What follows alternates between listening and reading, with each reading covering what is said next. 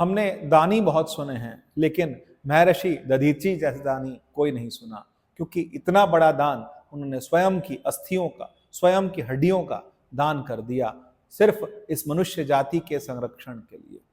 ऐसा क्या हुआ? तो महर्षि दधीची जो थे वो ऋषि अथर्वा के पुत्र थे और उनकी माता का नाम चित्ती था। वो शुरू से ही वो भगवान के प्रति, ईश्वर के प्रति उनका मन जो था वो लग रखा था, और उन्होंने तपस्या की, और इतनी तपस्या करी कि तपस्या देख करके इंद्र को डर लगने लगा कि कहीं ऐसा ना हो कि दधीची जो हैं वो मेरा स्थान प्राप्त कर लें। तो फिर इंद्र ने कामदेव को भेजा, कई अप्सराएं भेजी, ताकि उनका जो तप है वो उसमें विघ्न पड़े और वो तप रुक जाए, लेकिन ऐसा नहीं हो पाया, उनका तप चलता रहा।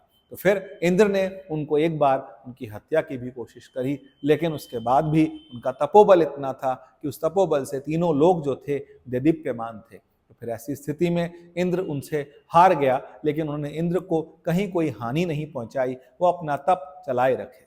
उसके बाद फिर एक ऐसी स्थिति आई कि जब वृत्तासुर एक राक्षस था, उस राक्षस का इतना ज्यादा उसका जो समस्या कर दी थी उसने सबके लिए, कि ताकि वो देवों के लिए, दानवों के लिए, उसके साथ साथ मनुष्य जाति के लिए बहुत बड़ा खतरा बन गया था। तो फिर ये बात निकल करके आई कि ब्रह्मा जी ने कहा, भगवान शिव ने कहा कि ये वृत्तासुर तभी मरेगा जब कोई महान ऋषि अपनी हड्डियों से एक वज्र बनाएगा, और उस वज्र बनाने के बाद उस वज्र से उसकी हत्या हो सकती है, उसको वध हो सकता है। तो फिर किया क्या जाए? सभी ने मिल करके ये मंत्रणा की, और मंत्रणा करने के बाद समझ आया कि महर्षि दधीची से ज्यादा महान कोई नहीं है।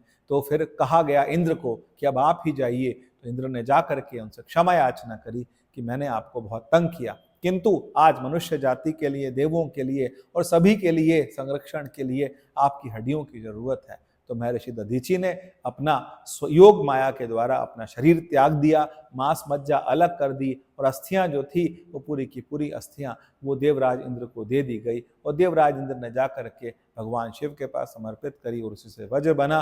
फिर वृत्तासुर का वध किया गया। तो ये सब करने के लिए महर्षि दधीची ने कहीं भी संकोच नहीं किया। आज की जीवन में हमसे अगर कोई धर्मार्थ कोई चीज मांगता है तो हम उसको उसी समय मना कर देते हैं, लेकिन इतना बड़ा धर्म का काम, इतना बड़ा संसार के लिए काम करना, कि अपना शरीर का परित्याग कर देना, क्योंकि शरीर से ऊपर तो मनुष्य को कुछ समझ ही नहीं आता, लेकिन उन्होंने तिनके के बराबर शरीर को समझा, और अपने शरीर का, ऐसा महान हमारा देश है, ऐसी महान हमारी सनातन संस्कृति की परंपरा है। सदैव प्रणाम है इसको।